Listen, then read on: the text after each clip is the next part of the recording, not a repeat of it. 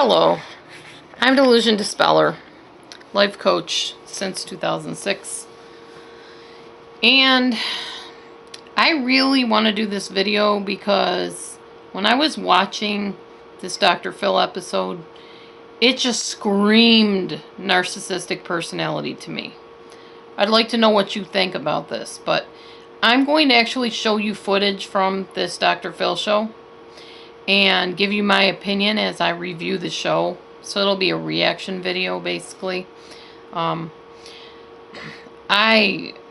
just really stunned how much this really screams narcissism. So anyway, without further ado, I will be flipping back and forth from the video to my filming so that you will know that. So here goes. Let me get out of Facebook first of all. There we go. Alright, hopefully you can see this okay. I'm going to try to get as close as I can. I'll be skipping around though. Down with Danielle, who says the constant drama between her and her ex Brandon is stopping her from chasing her dreams of becoming a singer, moving to Hollywood, and winning a Grammy. Brandon says Danielle is an unfit mother who tried to ruin his wedding by sending Child Protective Services to interview the entire bridal party, calls their daughter that child, and even went so far as to barricade herself in her apartment to keep Brandon away from his little girl. My ex-boyfriend Brandon is extremely manipulative, controlling, and does everything he possibly can to keep me from seeing my daughter. Okay, stop right there. Listen to that voice. That, oh, my ex-boyfriend Brandon does everything he possibly can.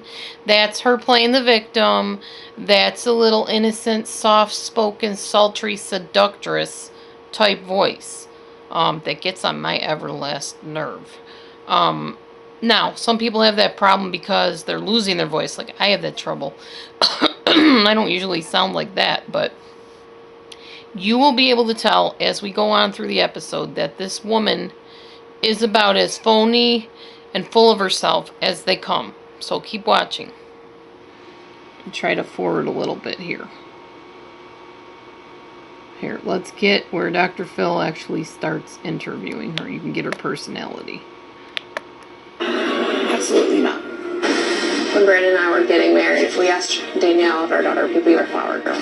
Danielle said, over my dead body. Out of revenge, Danielle called CPS on us. A social worker interviewed Brandon, myself, and my bridal party. I couldn't believe it was happening.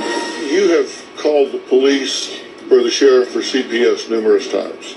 If it's necessary. Each time you've done this, has it been a legitimate concern on your part? Absolutely. They're saying that you're using your daughter to make them miserable. I'm doing what's right for my child. I think they just want to make me look horrible. I put together a timeline of what's been done. And I want to take a look at that and give each of you an opportunity to talk about it. Okay, pay attention to this timeline. Tell me if this doesn't scream narcissism to you. Okay, on August 3rd, the child is born. Okay, so here we are just a short time after. Danielle refuses visitation. So Brandon files a writ of habeas corpus and the judge orders the visits to resume. So you tried to visit and you said no, and the judge said that you could do the visitation.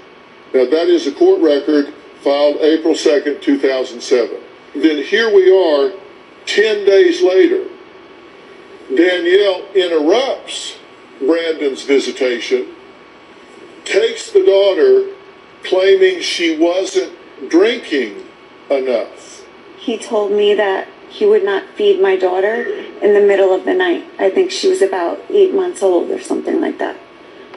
And he refused. He said he would not feed her. And she was used to breastfeeding at that time. So she came and got her? She came the next day claiming she wanted to check on her. And when she showed up, she actually physically took our daughter in the car seat out into her car through the front door while I was going and warming a bottle. No, you weren't. Okay. Okay, let's fast forward here several months to November, same year. You refuse visitation, so Brandon files a writ of habeas corpus again. Okay, keep in mind that narcissists are pathological liars. Not saying that the guy did or didn't feed the child in the middle of the night. That may have been a child-raising disagreement. Some people believe it's okay for kids to eat 24/7. Some people don't. We're not disputing that. The point is, you will find out throughout this broadcast that this woman has created her own version of reality. A narcissistic trait. I wanted him to get, again, record in the courts stating exactly what dates, because I was concerned, of course, him taking her out of state. But you had visitation, right? And so you had to file a writ of habeas corpus to force her to give you the child. Yes, that's correct, sir. Then on the 9th, you did get it, so she interrupts the visitation and takes the child to the hospital because she is ill and cranky, and insists on an MRI because you're claiming that she's having seizures. I went to pick up my daughter, and she literally passed out in my arms. I said, Brandon, come on, we have to take her to the hospital. She's not responding. Let's go, let's go. We rushed her to the hospital, and the doctor told me, your daughter had an absent seizure. The doctor cleared her on examination, and you insisted that she have an MRI. I never insisted. I have read the medical record. Well, what actually they told us that we can keep her a little bit longer, but, and give her more tests. But we've been here a long time. You can go. She looks okay. Okay. Does that smack of Munchausen syndrome by proxy, possibly, too? I just heard that part for the first time right now. Insisting the baby is ill, insisting the baby's being starved. I don't know the full story, but from what I can see and from what I've heard so far earlier in the video, this lady's delusional. My opinion, but that's seriously my opinion. And we agreed to go. Both of us were in there together, and he said, all right, let's just go. But the pediatrician came to visit her in the hospital, and she did say, well, what I think she had was an absent seizure and constipation because she wasn't eating. He kept on saying, she's not eating, she's not drinking. The doctor clears the child, no problem, and says you insisted that she have an MRI. Hold on. My husband's at the door, so hang on a minute.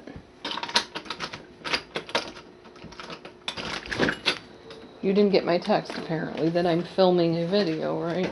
You could have unlocked the door so I could walk in. I was already filming when I texted you. But if you knew I was coming home, you could have unlocked the door knowing I was coming home. Okay. Oh, why didn't you ever come in? So I never insisted that. She did. I was in the room at the time. She insisted that we have an MRI, and the diagnosis was constipation. She was constipated because Danielle was feeding her something that would constipate her, cheese doodles all the time. I am shocked that a doctor would allow you to insist that an MRI, because this is a very traumatic thing for a child. She had to be held down for the MRI, correct? Yes, sir. Are you telling me now that they were lying in the record? Okay, hold on now. Did you see the smirk on her face when they said she was struggling and crying because it was a traumatic thing for an MRI? She's smiling and smirking and giggling like that's funny. This woman does not deserve to have her child back, in my opinion. She's nuts and delusional and whatever. Again, my opinion. Let's continue. Never insisted that. So they're lying in the record when they say that although the child has been cleared, that you insisted that she have an MRI. which was, they had the MRI and it was. Okay, hang on. Advertisement, and I'm going to continue this on the next video.